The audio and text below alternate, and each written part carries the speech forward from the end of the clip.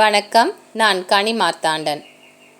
இன்றைய ஜோதிட வகுப்பில் ஒரு கிரகம் தசா நடத்துகின்ற பொழுது நல்ல பலனை தருமா அல்லது தீய பலனை தருமா? இதற்கு பல்வேறு விதிகள் இருந்தாலும் இன்றைக்கி நீங்கள் பார்க்க போகிறது பாகை முறையில் ஒரு கிரகம் எப்படி தசா நடத்துகின்ற பொழுது நல்ல பலனை தரும் இல்லை தீய பலனை இந்த தசாவில் உங்களுக்கு தரப்போகுது அப்படின்னு கணிப்பதற்கு என்ன விதிகள் இருக்கா அப்படிங்கிறத பற்றி தான் இன்றைக்கி ஜோதிட வகுப்பில் நீங்கள் பார்க்க போகிறீங்க. பொதுவாகவே தசா எப்படி இருக்குது, வரப்போகின்ற தசாவினுடைய பலன்கள் எப்படி இருக்கும், இதை கணிப்பதற்கு எந்த கிரகம் தசா நடத்துகிறதோ அந்த கிரகம் எந்த ஸ்தானத்திற்கு அதிபதி, அந்த இடங்கள் என்ன, லக்கணத்திற்கு எந்த ஸ்தானங்களில் அந்த கிரகம் ஆட்சியாக இருக்கிறது. ஒரு கிரகம் தசா நடத்துகின்ற பொழுது அதனுடைய நிற்கக்கூடிய இடம் என்ன, எந்த ஸ்தானத்தில் போய் அந்த கிரகம் இருக்குது, அந்த கிரகம் நிற்கக்கூடிய நட்சத்திர சாரம் என்ன, இந்த விஷயங்களும் பார்க்கணும். நேர்கதியாக செல்லக்கூடிய கிரகம் தசா நடத்துகிறதா அல்லது வக்ரகதியில் இருக்கக்கூடிய கிரகம் தசா நடத்துகின்ற கிரகத்துடன் எந்த கிரகம் சேர்ந்து ஒரே ராசி கட்டத்தில் அமர்ந்திருக்கிறது, அதையும் கணித்து தான் ஒரு ஜாதகருக்கு தசா எப்படி இருக்கும் என்ற விளக்கத்தை ஒரு ஜோதிடர் சொல்லுவார். ஆனால் இன்றைக்கி நீங்கள் பார்க்க போகிற இந்த வகுப்பு ஒரு கிரகம் எந்த பாகையில் இருக்கிறது, அதாவது எந்த டிகிரியில் இருக்குது, அது அமிர்த பாகையா இல்லை மித்ரு பாகையா என்பதை அறிந்து அந்த ஜாதகருக்கு தசா ரொம்ப நல்லா இருக்கும் இல்லை சற்று குறைவான பலன்களை தான் நீங்கள் எதிர்பார்க்க முடியும் என்பதை தெளிவாக சொல்ல முடியும். ஜோதிட நூலான பாரிஜாதம் என்ற நூலிலிருந்து இந்த அமிர்த பாகை மித்ருப்பாகை, இந்த மித்ருப்பாகை என்பது எதிராக செயல்படக்கூடிய ஒரு பாகை. இந்த பாகைக்கு மரணப்புள்ளி என்ற பெயரும் உண்டு. மித்ருப்பாகையில் ஒரு கிரகம் இருந்து தசா நடத்தினால் அந்த ஜாதகருக்கு மிக கெடுதலான பலன்களை தரும்.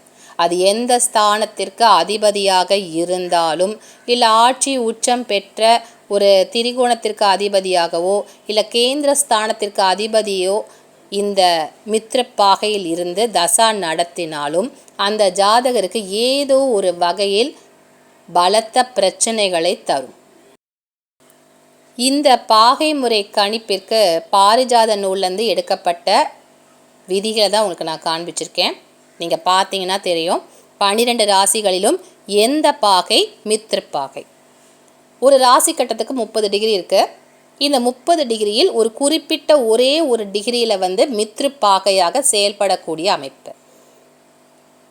அந்த டிகிரியில் ஒரு கிரகம் இருக்குது, அதுதான் உங்களுக்கு தசாவாக நடப்பு தசாவாக செயல்பட போகிறது இல்லை நடந்துட்டுருக்கு அப்படின்னா உங்களுக்கு அந்த கிரகம் தன்னுடைய தசாவில் பெரிய ஒரு சேதத்தை தரப்போகிறது. ஒரு நல்லது நடக்காமல் ஏதோ ஒரு வகையில் பிரச்சனைகளை தரக்கூடிய தசாவாக உங்களுக்கு செயல்படும்.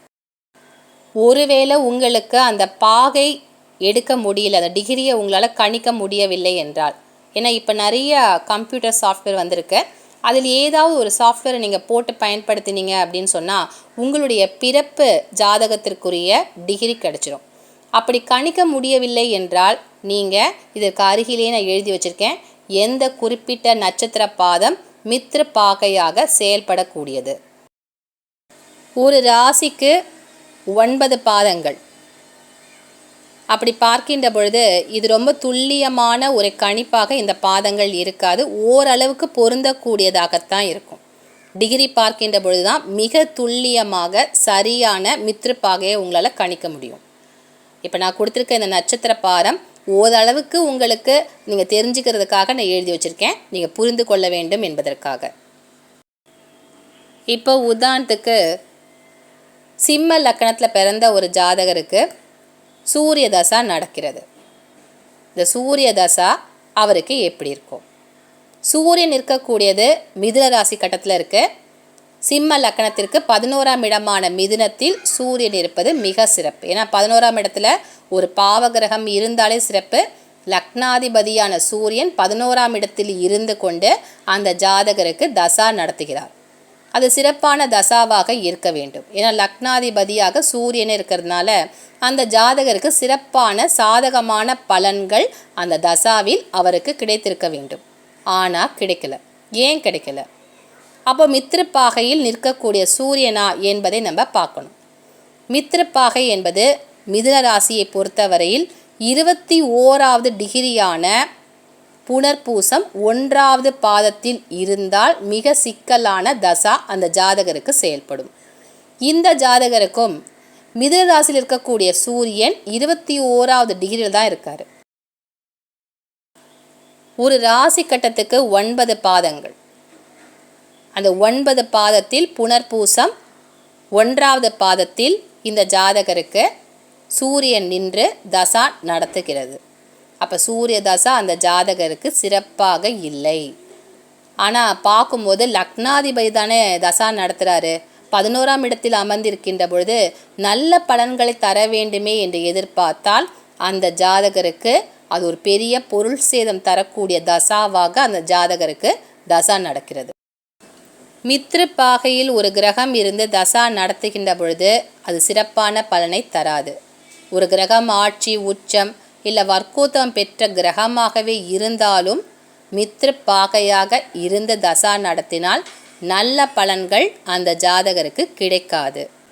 இது மித்திரப்பாகையில் ஒரு கிரகம் இருந்து தசா நடத்தினா என்ன பலன்றது உங்களுக்கு புரிஞ்சிருக்கும்.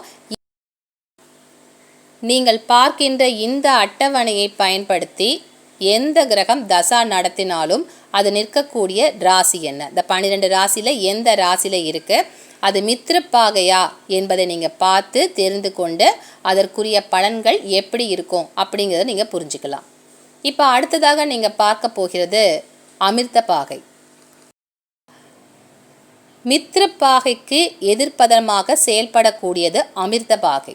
இந்த பாகையில் ஒரு கிரகம் அது எந்த ஸ்தானத்திற்கு அதிபதியாக இருந்தாலும் சரி, இல்லை ஆட்சி உச்சம் பெற்று நீசம் பெற்ற கிரகமாகவோ இல்லை 6, 8, 12 ஆகிய ஸ்தானங்களில் மறைந்த கிரகமோ வக்கரகதியில் இருக்கக்கூடிய கிரகமோ அந்த கிரகம் எப்படிப்பட்ட நிலையில் இருந்தாலும் தசா நடத்தினால் நல்ல பலன்களை ஜாதகருக்கு தரும். அதற்கு பேர் தான் அமிர்தபாகை. அமிர்தபாகை என்பது அமிர்தம் மாதிரி ஒரு ஜாதகருக்கு ரொம்ப உயர்வான சிறப்பான ஒரு பலனை தரக்கூடியதாக அந்த பாகையில் ஒரு கிரகம் நின்று தசா நடத்தினால் ரொம்ப அமோகமான ஒரு வாழ்க்கையை தந்துவிடும். அது என்ன பாகைன்றதை பார்க்கலாம்.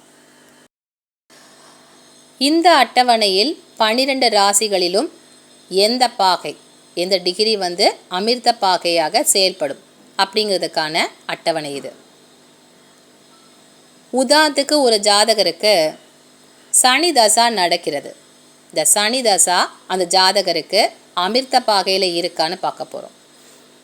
சனி நிற்கக்கூடிய ராசி விருச்சிக ராசியில் இருக்கக்கூடிய கிரகமாக இருக்கின்றார். அப்போ விருச்சிக ராசியில் 7வது டிகிரியில் சனி நின்று தசா நடத்தினால் அந்த ஜாதகருக்கு மிக சிறப்பான பலன்கள் அவரை தேடி வரும். அவர் நினச்சதெல்லாம் நடத்திடுவார். தொழில் மிகப்பெரிய சிறப்பு என்பது கிடைக்கும். கட்டுக்கட்டாக பணம் வரும் கூட சொல்லலாம். அப்போ அந்த ஜாதகருக்கு அமிர்த பாகையில் சனி நின்று தசா நடத்தினால் எதிர்பார்த்த நல்ல பலன்கள் தேடாமலேயே தேடி வரும். அப்போ 7வது டிகிரியில் சனி நின்று தசா நடத்தினால் அவர் எதிர்பாராத பல நல்ல விஷயங்கள், பல எதிர்பாராத திருப்பங்கள் அவருக்கு நல்லதே நடக்கும். சனி விருச்சிக ராசியில் இருந்து தசா நடத்தினால் மட்டும்தான் இந்த பலனா என்பது கிடையாது. விருச்சிக ராசியில் 7வது டிகிரியில் இருக்கக்கூடிய கிரகம் தசா நடத்தினாலே அமிர்த பாகை அந்த ஜாதகருக்கு வேலை செய்யும். அது எந்த கிரகமாக இருந்தாலும் சரி, ராகு கேதுவாக இருந்தாலும் அது 7வது டிகிரியில் நின்று அந்த ஜாதகருக்கு ஒரு தசா நடத்துது அப்படின்னு சொன்னால் நிச்சயமாக நல்ல பலன்களை மட்டுமே தரும். பல பதிவுகளில் ஒரு கிரகம் ஆட்சியாக இருக்கா, உச்சம் பெற்ற நிலையில் இருக்கா, இல்லை கேந்திரம் திரிகோணங்களுக்கு அதிபதியா, இப்படி பல்வேறு கோணங்களில் ஒரு கிரகத்தை நன்கு ஆராய்ந்து அது தசா நடத்துகின்ற பொழுது எப்படி இருக்கும் அப்படிங்கிறதுக்கான விளக்கத்தை நம்ம தெரிஞ்சிட்ருப்போம். இது மிகவும் எளிமையான பாகை முறை. இந்த பாகை முறையில் அது அமிர்த பாகையில் இருக்கா, மித்ரு பாகையில் நின்ற கிரகம் தசா நடத்துகிறதா என்பதை தெரிந்து கொண்டால் மிக எளிமையாக நம்ம தெரிஞ்சுக்கலாம்.